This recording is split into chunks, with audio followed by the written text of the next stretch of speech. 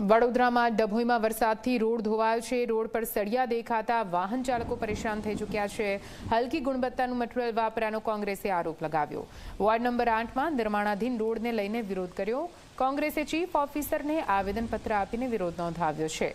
પાલિકાએ અગાઉ પણ એજન્સીને નોટિસ આપી છે। જો કે કોઈ કામગીરી ન કરવામાં આવતા ફરી એકવાર રોડને લઈને વિરોધ વ્યક્ત કરવામાં આવ્યો।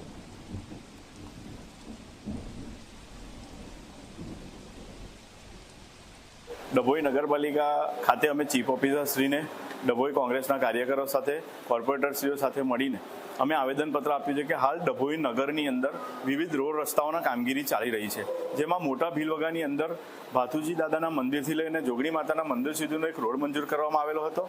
એ રોડ ટેન્ડર પ્રક્રિયાની વિરુદ્ધમાં જાણે કામગીરી ચાલી રહી હોય એવું લાગી રહ્યું છે।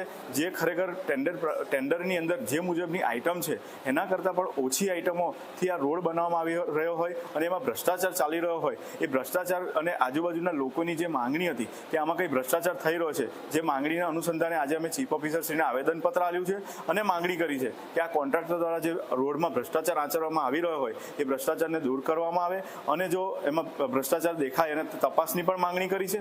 ભ્રષ્ટાચાર દેખાય આવે તો બ્લેકલિસ્ટ કરવામાં આવે અને આ રોડનું બિલ પણ મંજૂર ના કરવામાં આવે એવી માંગણી છે।